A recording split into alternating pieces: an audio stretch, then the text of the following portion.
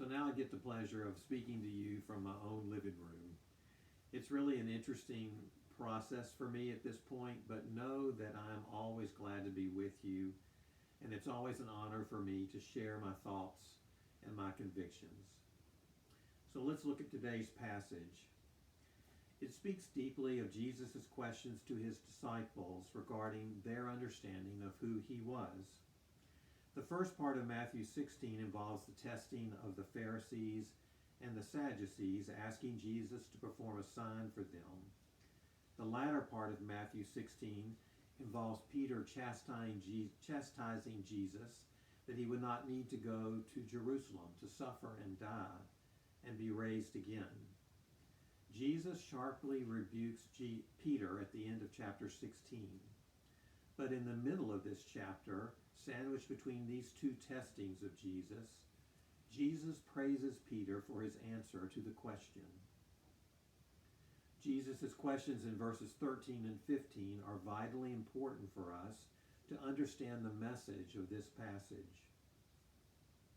Jesus first asks the disciples what others think about him. In asking this question, Jesus uses a title that is very integral to Jewish thought, the Son of Man. Some modern-day translations use human one or chosen one as a translation for this phrase. Note the disparity between Son of God and Son of Man. One title is clearly divine, while the other speaks to humanity. Jesus is the only one to experience life as both God and human. He was truly the Son of God and the Son of Man. The Jewish scriptures use the title Son of Man in various ways.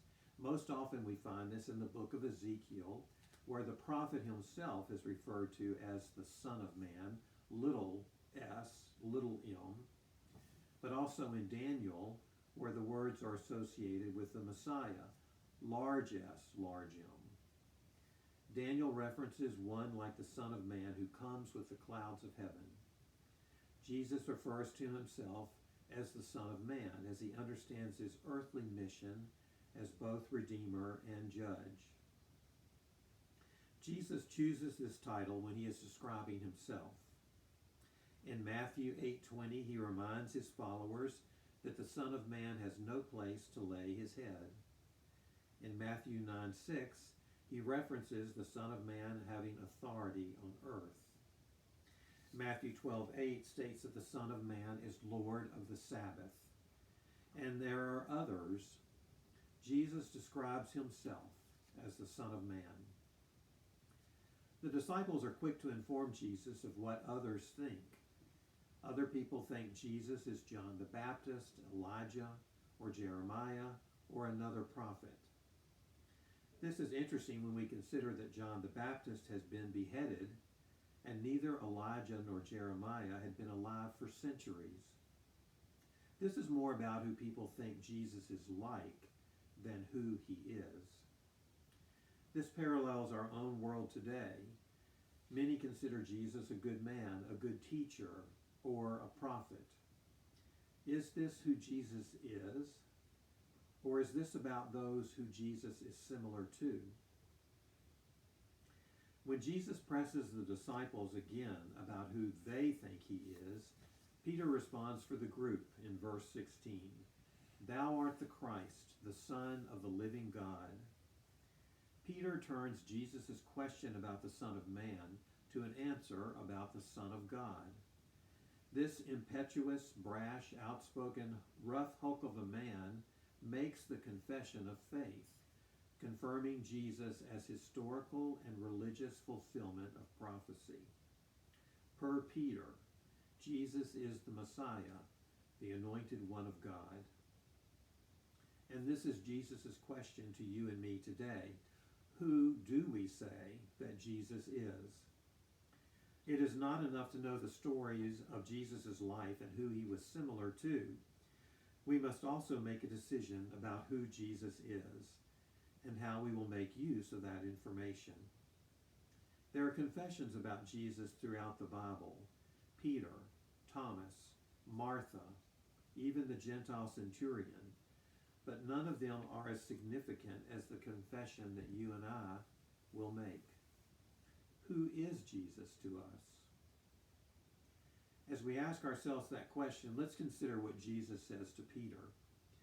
Jesus blesses Peter by telling him that flesh and blood did not reveal this answer to him, but God in heaven. This answer represents a heavenly intervention within the mind of Peter. Jesus doesn't think that Peter would have known this fact had it not been revealed to him.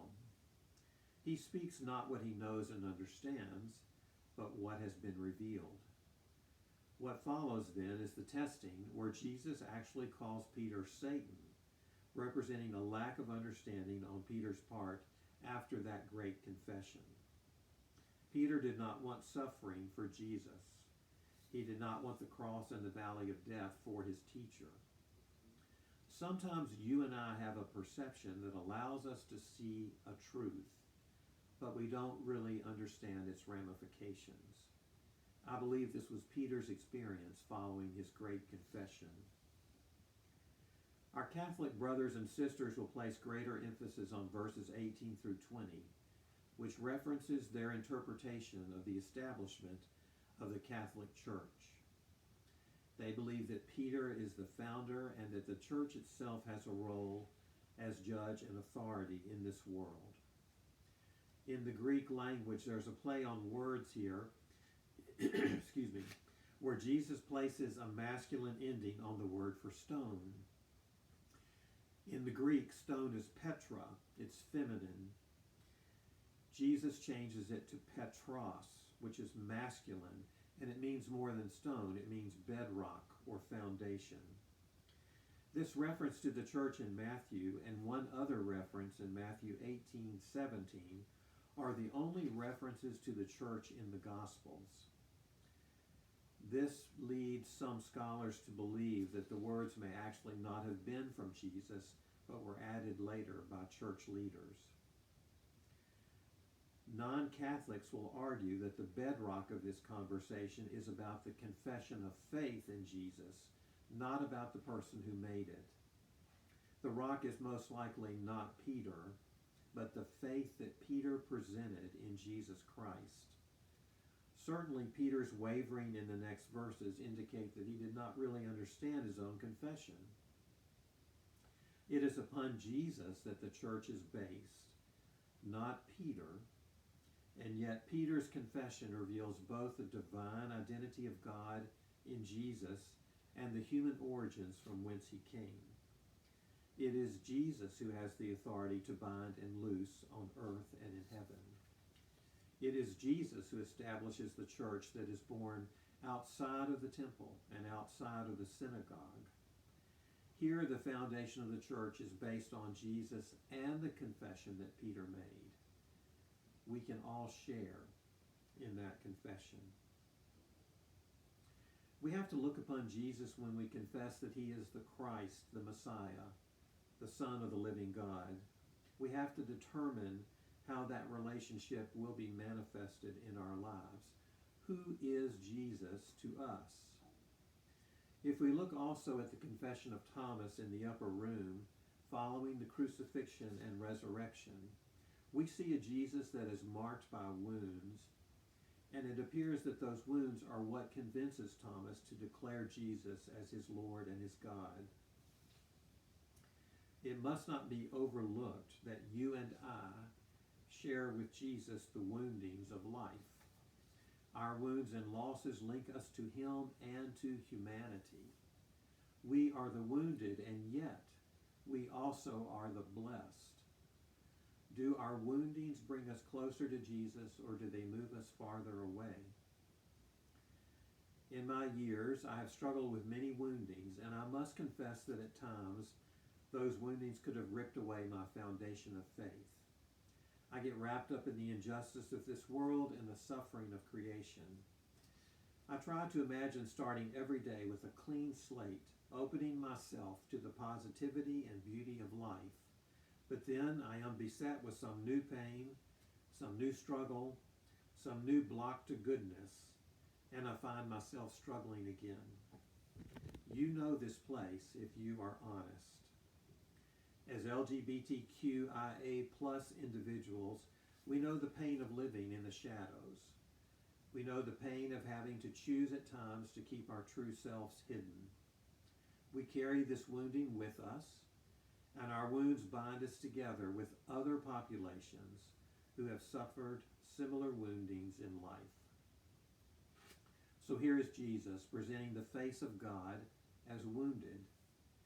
There is suffering and death and the scars of the suffering. Who do we say this God-man is? Shelley Rambo states in her book, Resurrecting Wounds, that Jesus' body is not just any body, but God's body. That body bears the marks of suffering across time. Jesus' marks prove the bearing of suffering with God for all of time and for all of creation. Back in 2013, I had the opportunity to experience a retreat at the Catholic Diocese for Kansas City. One of the experiences was to gaze upon a life-size crucifix of the crucified Christ in silence for 1 hour. The participants moved every 15 minutes to gain a different perspective on the crucifix. That 1 hour of my life I watched with Jesus as he had asked the disciples to do in Gethsemane. The face of God was revealed to me from different perspectives, and I knew both sorrow and joy during those moments. That experience has marked my heart forever. God endured pain because of humankind's hatred. God endured suffering because of humankind's sin. God suffered because God loved. We have a suffering God in Jesus, a human one who lived and followed the path that God allowed him to choose. There is a perfect blending of God and humanity in Jesus, and there are the scars of wounding. Jesus' body bore those scars even when resurrected. Who do you say that Jesus is? What is the suffering God to you? Here's where I have to take today's message into the future. I have to move from this present moment of confession to know how that confession will be played out in my life. We all see where Peter's confession led according to history and legend.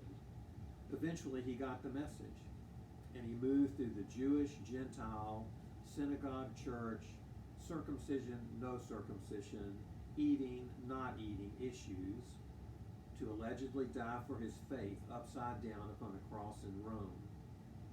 Peter may have been brash and bumbling at times, but he got the message eventually. He could point to the human one and declare God's intervention with the affairs of humankind. And so that brings us back to you and me. We can be brash and bumbling. We can be filled with good intentions that are dashed by the world around us. We can also eventually get the message. There has been the brewing of a theory in my mind for some time now, and I call that theory the theology of loss. If you Google those words, you will get many references to dealing with death and dying. In the words of J.S. Park, found in that Googling, he says, "I don't believe that God is distant and detached from our pain. I don't believe that God uses pain to teach us a lesson." Also in that Googling, the Reverend Dr. Yolanda Pierce says, "The Christian is promised that although weeping may endure for a night, joy will eventually come in the morning.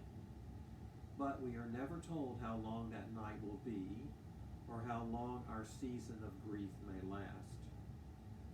Your theology and your faith are shaped so much by these seasons of grief as much as they are by the glimpses of a joyful morning." These are great and inspiring words to hear, but I don't think the internet really presents the whole case. I believe that each of us lives life within a theology of loss. Our lives mirror suffering and loss on a daily basis. We deal with death and dying, and in many ways have become numb to the passing of our fellow human beings. Evolution permits the passing of species and the alteration of our planet with change, with loss, with death. But this is not the whole story. With the scars that we bear also comes adaptation and resurrection. There is movement back to life from death. There is the starting of a new cycle and humankind's resolution to renew.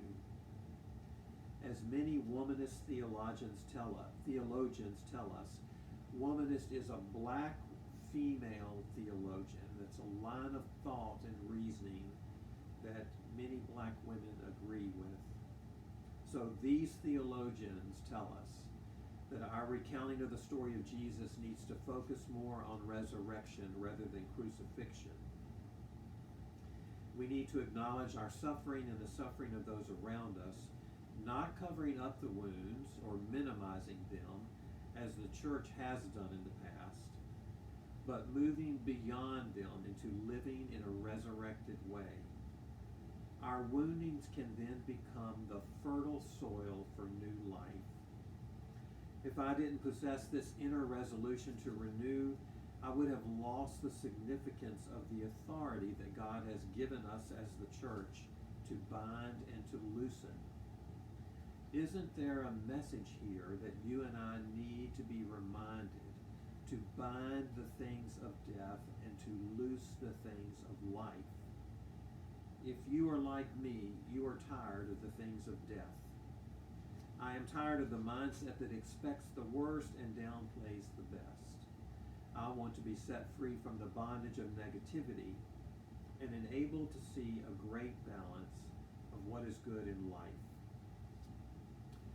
Personally, I think I have spent far too much of life focused on my woundings and grief. How do I pass through my woundings to come to a place where I can live in resurrection? How do you? And while we are asking these questions, how does the church become a place of resurrection, where scars are acknowledged and grieved, but the focus then becomes resurrection? At what point do we walk through the grief of the crucifixion and arrive irrevocably at the resurrection? Is this where abundant life and true joy can then be experienced for more than just fleeting moments? I don't know about you, but I am ready to rise above grief and woundings to a plateau where I can see my scars without feeling the pain. I want to see my scars and just know that they have brought me to this place in time. I want to see my scars and recognize the healing, not just the hurting that they represent. Think about the losses in your life: death, divorce, broken relationships, estranged children, parents, siblings, financial reversal, homelessness, injustice, loss of income, loss of jobs, uncertainty, mental illness, birth defects, suicide, cancer, failed businesses, closed restaurants, broken dreams, COVID-19, woundings, scars, trauma, trouble, trauma, trouble. But who do you say that Jesus is? Jesus embodies the suffering God that encourages us to move from death to life. He compels us to uncover our wounds and acknowledge their pain and the impacts they have had upon our lives.